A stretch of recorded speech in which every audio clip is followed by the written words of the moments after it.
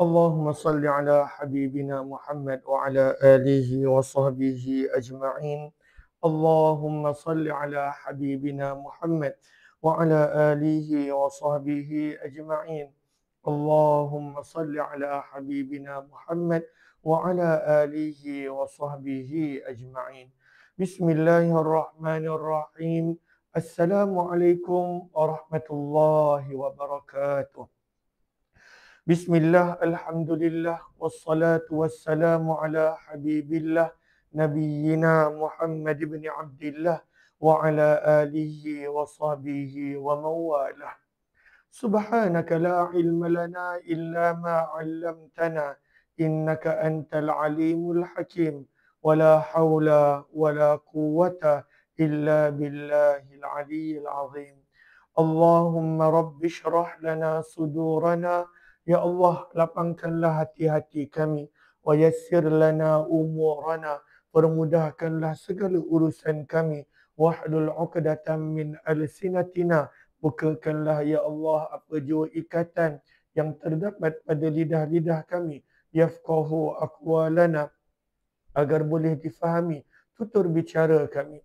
Allahumma faqqihna fid din. Ya Allah, berikanlah kepada kami pemahaman di dalam urusan agama. Wa 'allimna ta'wil. Ajarkanlah kepada kami pemahaman Al-Quran. Allahumma inna nas'aluka ilman nafi'a. Kepadamu ya Allah kami memohon ilmu yang bermanfaat.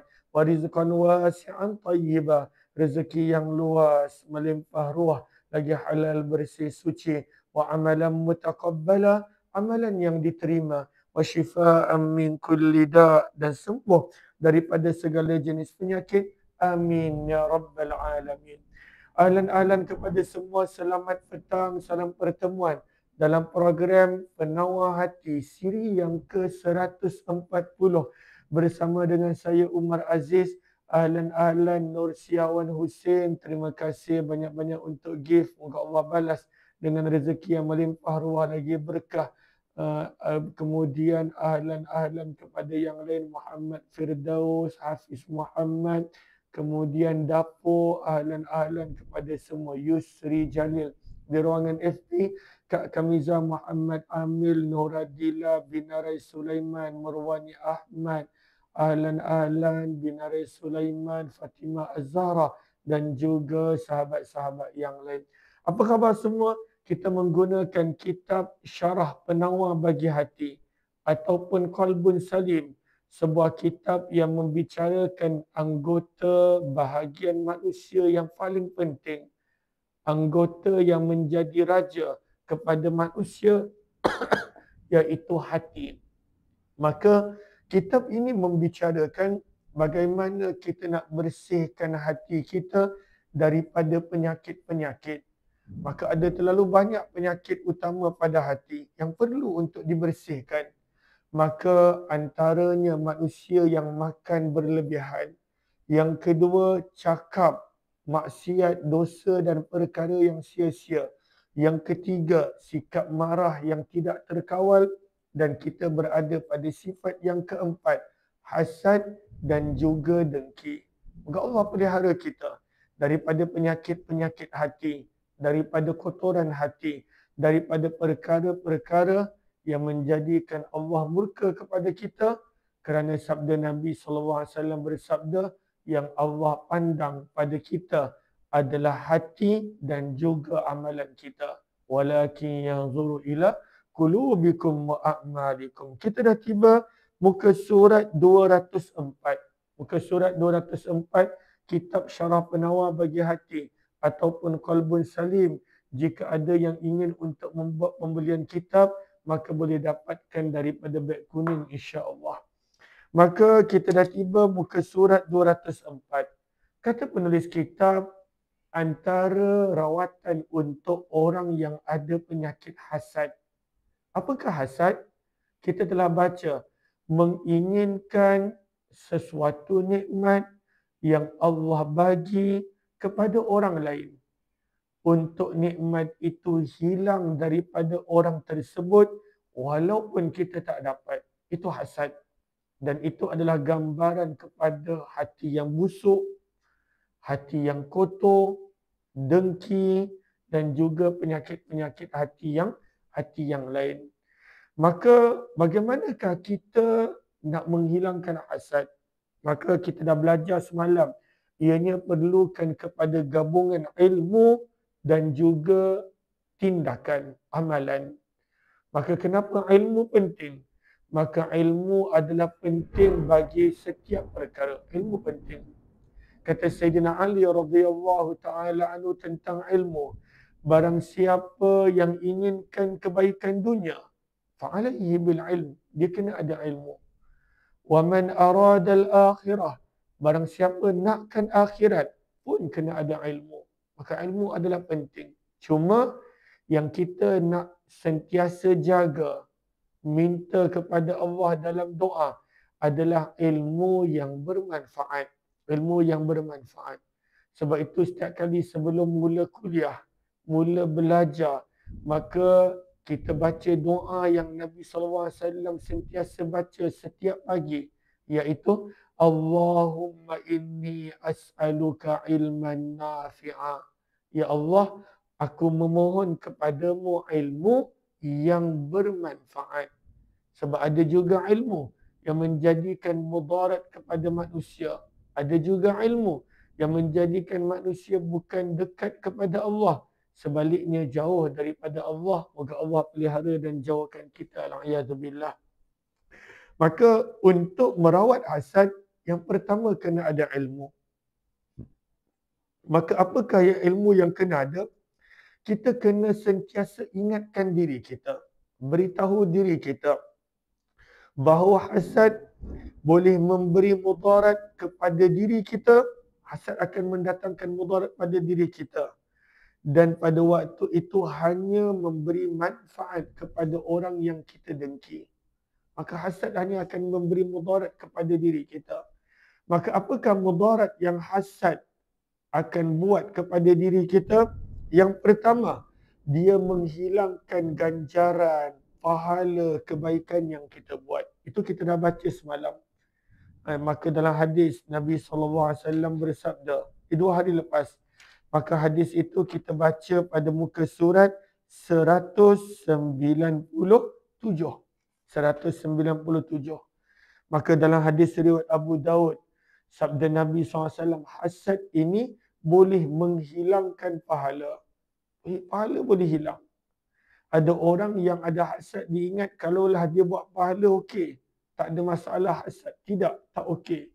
Kita kalaulah ada hasad, ada dengki, ada iri hati, maka setiap pahala yang kita buat akan hilang. Akan hilang. Maka dalam hadis riwayat Abu Daud, muka surat 197, 2 hari lepas kita baca. Maka sabda Nabi SAW, Iyyakum wal hasada. Hendaklah kamu menjauhkan diri daripada hasad. Kenapa?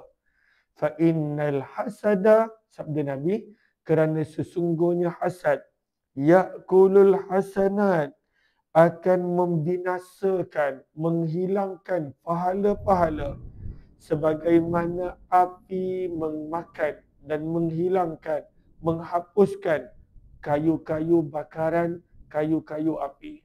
Maka hasad menghilangkan pahala. Maka ini adalah mudarat yang pertama. Maka bila kita ada hasad, pahala kita hilang, rugi. Walhal kita bersusah payah untuk melakukan sesuatu amalan, tapi hanya kerana hasad, maka hilang segala pahala dan ganjaran daripada amalan yang kita buat.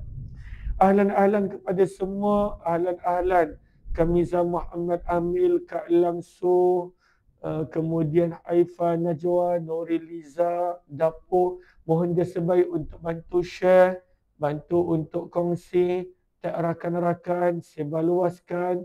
Mudah-mudahan lebih ramai yang beroleh manfaat. Ahlan-ahlan Hasba Fauzi, Safia Safian, Zahra Alias, Fatimah dan juga Zarina, Ummi Hana. Ahlan-ahlan kepada semua.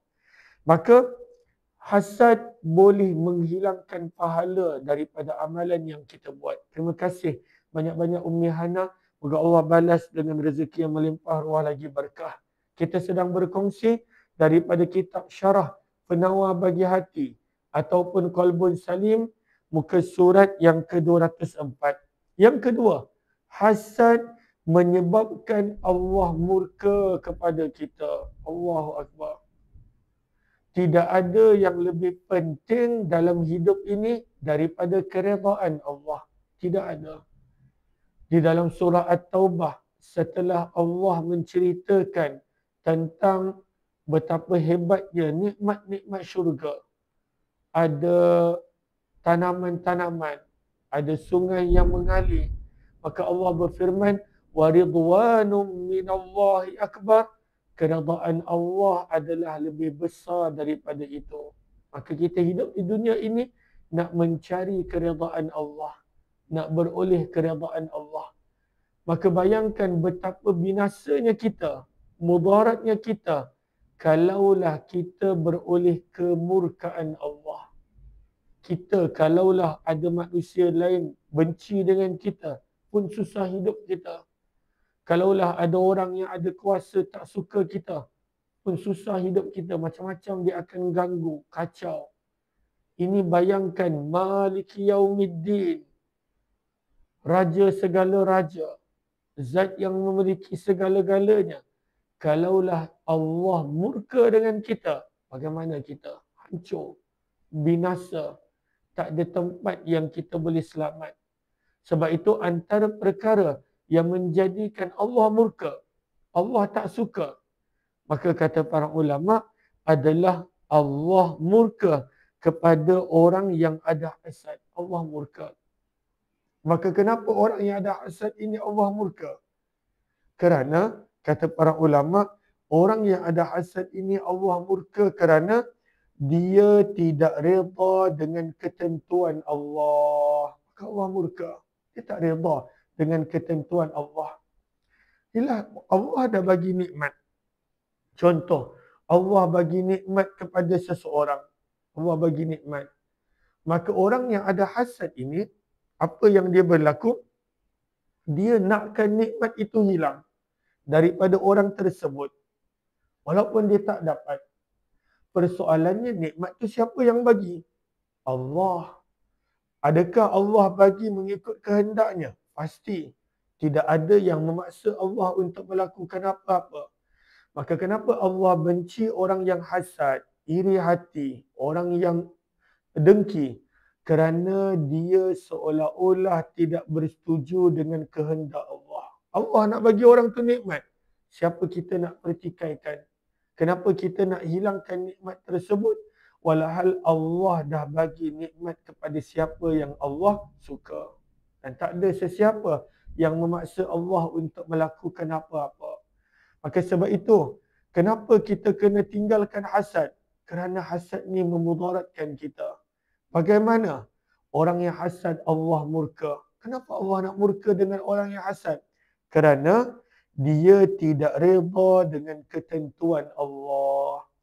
Ahlan-ahlan din celak, terima kasih banyak-banyak. Moga Allah kurniakan rezeki yang melimpah ruah lagi berkah. Bakal jenazah Kamisa HMS, Kamal Muhammad, Zahara, Binarai, Fatimah, Benih Sawit dan sebagainya. Ahlan-ahlan. Maka bahaya. Maka Allah dah bagi nikmat, kita pula pertikaikan. Siapa kita? Maka Allah murka sebab dia tidak reda dengan ketentuan Allah bila Allah bagi nikmat kepada seseorang. Sebab itu dia nak nikmat itu hilang. Yang kedua, kenapa Allah murka kepada orang yang hasad, orang yang dengki? Yang kedua kata para ulama, kerana orang yang hasad hakikatnya dia tidak bersyukur dengan nikmat yang Allah berikan kepada dirinya. Itu yang disebut pandang nikmat orang lain. Dan Allah sebut kepada orang yang tak bersyukur dalam surah Ibrahim, wala in kafartum, dan jika kamu tak bersyukur, inna azabi lasyadid, sesungguhnya azabku pasti amat berat, pasti amat hebat. Maka Allah benci kepada orang yang dengki dan hasad kerana ianya adalah perbuatan orang yang tak bersyukur. Sebab itu syukur penting. Syukur. Syukur menjadikan kita rasa bahagia dalam apapun situasi hidup kita. Syukur. Syukur juga menjadikan kita sentiasa ingat kebaikan-kebaikan, anugerah kurniaan yang Allah sedang berikan kepada kita. Syukur. Bahkan syukur menjadikan hati kita tenang. Syukur. Sebaliknya orang yang tak ada syukur, dia bukan menganggap dirinya sahaja tak ada nikmat, tetapi dia sibuk nak mempertikaikan nikmat yang ada pada orang lain. Itu masalah bila tak ada syukur. Bila dia tak ada syukur, nikmat yang Allah bagi pada dirinya dia tak nampak. Sebab itu dia tak syukur, dia tak hargai. Dan dia sibuk untuk mempertikaikan nikmat Allah kepada orang lain. Itu adalah tanda orang yang tak syukur. Dia tak cukup, rasa dirinya tak puas dan sebagainya. Moga Allah pelihara dan jauhkan kita. Amin, amin ya rabbal alamin. Maka dia tidak bersyukur dengan nikmat Allah yang Allah berikan kepada dirinya. Al-a'yadzubillah. Dia tak syukur, ni bahaya. Sebab itu di dalam ahlan-ahlan kepada yang baru join, kita setiap petang berkongsi daripada kitab Syarah Penawar Bagi Hati. Kalaulah ada yang ingin untuk dapatkan, maka boleh dapatkan daripada beg kuning insya-Allah. Sambil tu, minta dia sebaik sahabat-sahabat yang baru join bantu share, bantu untuk kongsi, bantu untuk sebar luas. Sebab itu syaitan dalam surah Al-A'raf dan beberapa surah yang lain, bila syaitan beritahu perancangan dia kepada Allah, bagaimanakah syaitan mula-mula nak sesatkan manusia? Bagaimana syaitan mula-mula nak sesatkan manusia? Sebab manusia ini dia dah janji dia akan ibadah kepada Allah, dia akan taat kepada Allah. Maka syaitan beritahu kepada Allah sewaktu dia nak dihalau keluar daripada syurga. Syaitan beritahu kepada Allah master plan dia, bagaimana dia nak rosakkan manusia. Maka pada ayat yang ke-17 daripada surah yang ke-7 Al-A'raf, syaitan beritahu perancangan dia adalah nak jadikan manusia ini tak syukur. Maka bila kita mula tak syukur, kita kena sedar kita sedang dijauhkan daripada Allah oleh syaitan. Bahayanya bila tak bersyukur. Sebab nikmat Allah tak terhitung. Macam mana boleh kita rasa tak ada apa-apa nikmat pada kita? Maka sebab itu, kenapa Allah murka dengan orang yang hasad? Kata para ulama, sebab yang kedua Allah murka kepada orang yang hasad kerana dia hakikatnya tidak bersyukur dengan nikmat Allah yang Allah berikan kepada dirinya. Al-a'yadzubillah. Moga Allah pelihara dan jauhkan kita. Amin ya rabbal alamin. Muka surat 205. Muka surat 205. Maka kenapa Allah murka dengan orang yang hasad? Allah murka dengan orang yang hasad. Yang pertama, kerana itu adalah seolah-olah ditunjukkan dia tidak redha dengan ketentuan Allah. Allah murka dengan orang yang hasad. Yang kedua, seolah-olah pada waktu itu dia tidak bersyukur di atas nikmat yang Allah Subhanahu Wa Taala berikan kepadanya. Dan yang ketiga, kenapa Allah murka kepada orang yang hasad? Seolah-olah muka surat 205, dia menafikan sifat pemurah Allah dan luasnya perbendaharaan Allah. Allah boleh bagi nikmat kepada siapa yang Allah suka. Maka bila kita hasad dan kita nakkan nikmat itu hilang, seolah-olah kita nak menafikan Allah tu pemurah. Seolah-olah kita nak nafikan Allah itu khazanah dia amat luas. Maka nikmat itu hanya patut pada kita. Kita persoalkan, kenapa Allah bagi pada orang lain? Nikmat itu sepatutnya hanya untuk orang yang kita nak. Kenapa Allah bagi pada orang lain? Itu maksud dia. Maka orang yang macam ni, Allah pasti murka. Siapa dia untuk mempertikaikan kepada siapa yang Allah nak bagi sesuatu nikmat tersebut? Ini bahaya bila hati sudah rosak. Sebab itu kita boleh tengok orang yang ada hasad, Allah kesian. Kesian. Orang yang ada hasad, kesian. Orang lain yang dapat nikmat, dia yang merana. Dia merana.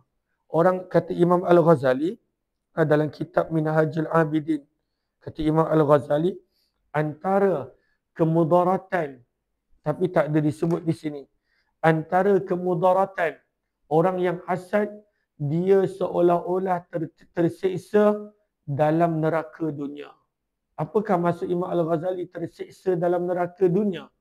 Sebab dia berada dalam keadaan tak selesa bagi nikmat yang orang lain terima. Orang lain yang dapat nikmat, dia yang tersiksa. Orang lain yang dapat nikmat, dia yang merana. Orang lain yang dapat nikmat, dia yang tak gembira. Orang lain yang dapat nikmat, hati dia yang tak tenang. Siksa. Maka sebab itu, kata para ulama, antara azab bagi orang yang ada dengki dekat akhirat tu pasti. Dekat dunia ini sendiri sebenarnya dia terseksa. Orang lain elok gembira, dia yang terseksa. Al-Iyazubillah. Moga Allah pelihara dan jauhkan kita insya-Allah. Muka surat 205, jom kita lihat nota kaki 222. Ahlan-ahlan kepada yang baru join. Ahlan-ahlan. Setakat ni jelaskan suara.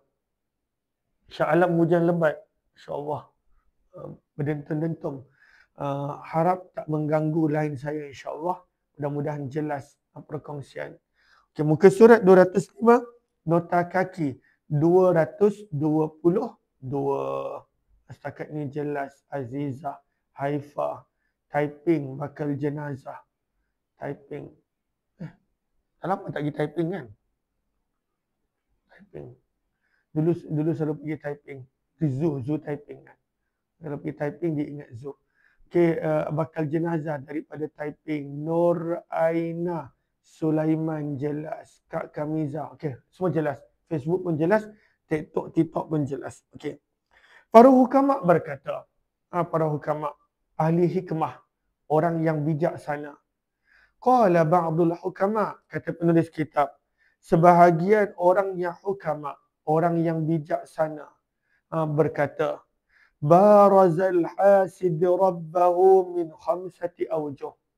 Orang yang ada hasad ni, orang yang ada dengki ini, seolah-olah dia sedang menentang Allah pada 5 perkara. Ada 5 perkara.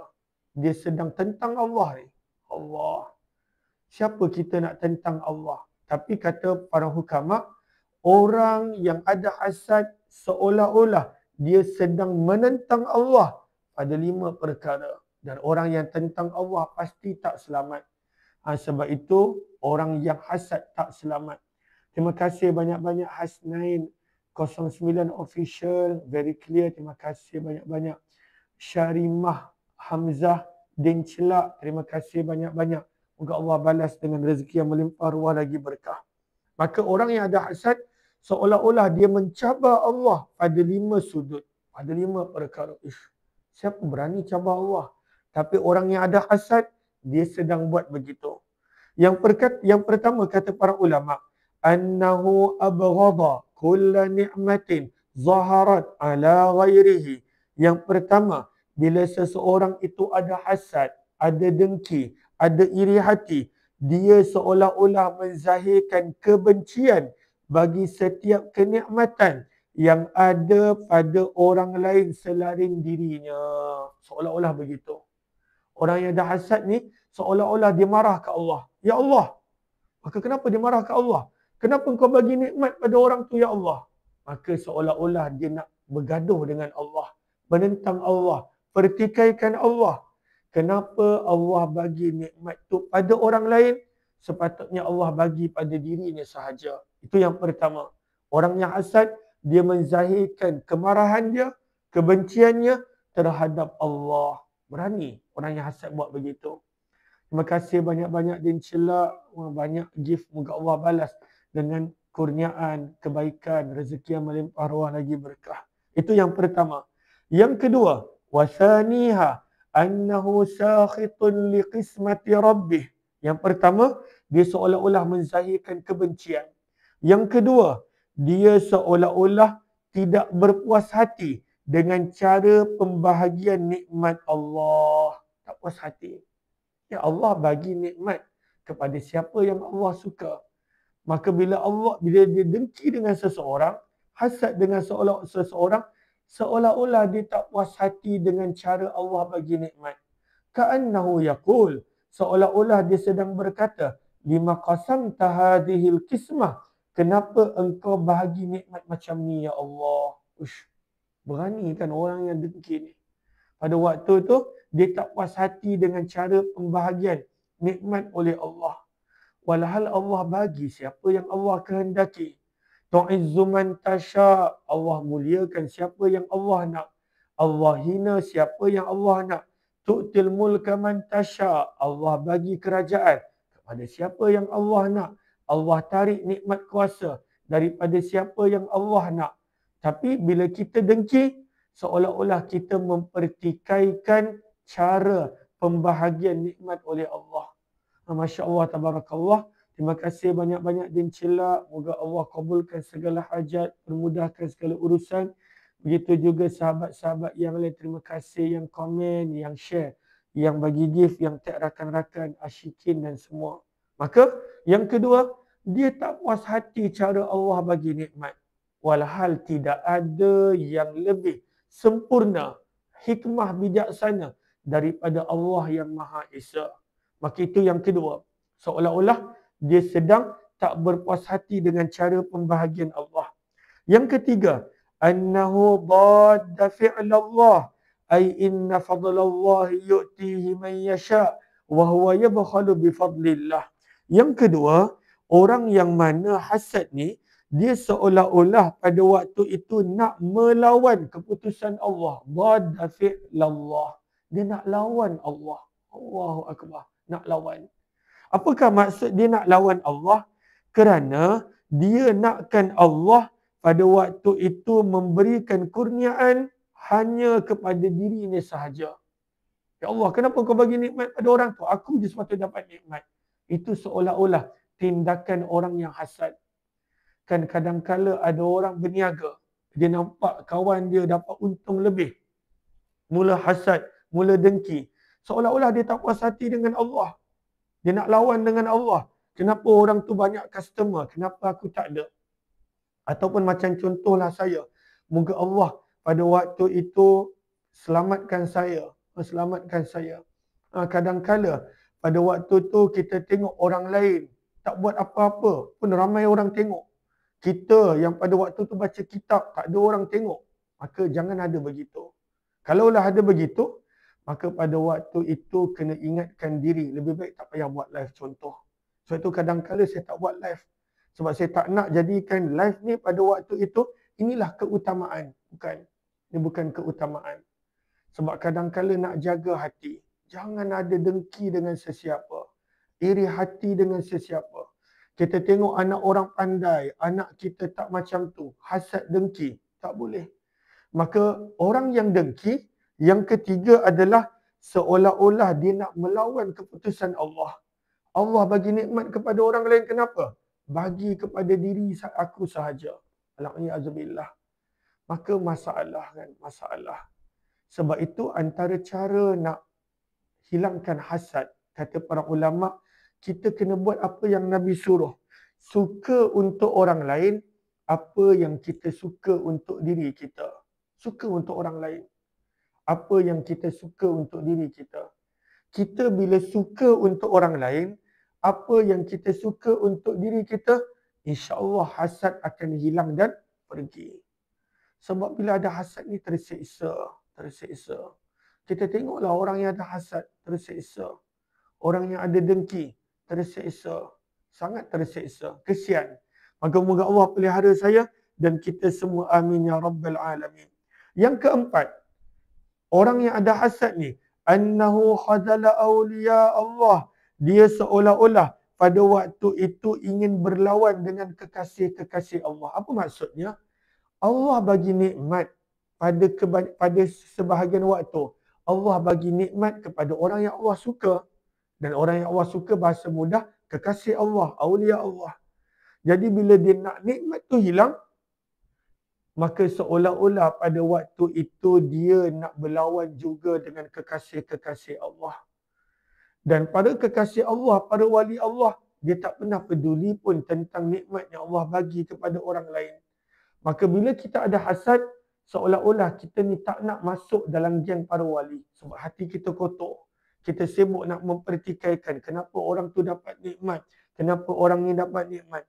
Orang yang ada hasad dengki ni, kadang-kala bertahun-tahun dia sibuk. Kenapa orang tu dapat nikmat, kenapa orang ni dapat nikmat, kenapa orang tu lagi lebih daripada aku, kenapa orang ni lagi lebih. Masya Allah, bertahun-tahun hidupnya habis begitu sahaja. Terima kasih banyak-banyak Din Celak bagi pantai. Pokok kelapa. Terima kasih banyak-banyak. Saya pun nak kena pergi pantai. Saya bulan 7 ni kena pergi Sabah kerja dengan syarikat tempat kerja. Pergi Sabah. Apa tempat menarik kat Sabah tu? Bila bagi pantai tadi, teringat. Apa tempat menarik yang air dia jernih tu? Apa Nana? Yang air dia jernih tu. Sempurna. Sempurna. Kena pergi Sempurna. Tak pernah pergi. Orang kata air dia jernih kan. Ada yang pernah pergi Sempurna. Kata air dia jernih. Nampak sampai dasar laut. Itulah nak pergi tengok. Nak pergi tengok. Maka terima kasih banyak bagi pantai, bagi pokok kelapa. Anak kerja kat Sabah. Kan? Saya pergi Sabah kerja seminggu. Dekat tempat syarikat saya kerja. Allahumma salli ala Muhammad. Maka orang yang mana dia ada dengki. Yang keempat, kata para ulama, maka dia seolah-olah tak nak geng dengan para wali Allah. Sebab orang macam ni tak layak pun berada dalam kumpulan para wali Allah. Sebab para wali Allah tak pernah peduli pun nikmat yang ada pada orang lain. Dan itu pentingnya syukur. Syukur menjadikan kita tak peduli pun nikmat yang ada pada orang. Din Celak, terima kasih banyak-banyak. Banyak gift yang bagi, moga Allah balas dengan rezeki yang melimpah ruah lagi berkah. Dan yang kelima, bila kita ada hasad dengki, sebenarnya kita sedang tolong pekerjaan syaitan. Kita tengah bekerja dengan syaitan. Kita ganggu orang, kita rosakkan nikmat orang, kita hasad, kita dengki, kita tak syukur. Maka sebenarnya kita sedang menolong iblis, kita sedang buat kerja untuk iblis, kita ganggu orang. Yang mana itu semua adalah perbuatan iblis. Moga Allah pelihara dan jauhkan kita. Sebab itu, kunci hidup syukur. Syukur. Sebab itu kan sabda Nabi, sesungguhnya keadaan orang beriman sentiasa dalam keadaan baik. Orang beriman ni sentiasa baik. Maka antara yang Nabi sebut adalah syukur dan sabar. Dan sebenarnya syukur ni menutup banyak pintu-pintu buruk. Antaranya dengki. Sebab bila kita benar syukur, kita tak ada masa pun nak peduli tentang nikmat orang lain. Sebab kita dah cukup. Kita dah syukur. Kita dah sempurna. Kita dah rasa gembira dengan apa yang Allah bagi kita. Pentingnya syukur. Sebab itu pesan pada anak-anak, syukur dengan apa yang ada. Syukur. Daripada kecil kena didik sifat syukur. Sebab kita hidup pada zaman yang memang orang asyik banding-bandingkan. Orang pada waktu itu sibuk nikmat pada orang lain sehingga lupa nikmat yang ada pada diri sendiri. Maka last-last, apa yang dikejar pun tak dapat, apa yang ada pada diri pun terlepas. Apa pepatah bahasa Melayu tu? Yang dikejar dan yang digendong. Apa pepatah bahasa Melayu tu? Lupa kan? Saya lupa. Maka syukur. Belajar untuk syukur. Takut bila kita sibuk dengan nikmat orang lain, maka nikmat yang ada pada diri pun hilang sebab kita tak syukur. Nikmat yang ada pada orang lain pun kita tak dapat. Inilah beberapa perkongsian untuk pada malam ni. Syukur. Penting untuk kita didik syukur. Maka apabila kita ada syukur, mudah-mudahan kita akan tenang dan bahagia hidup kita. Amin ya Rabbal Alamin.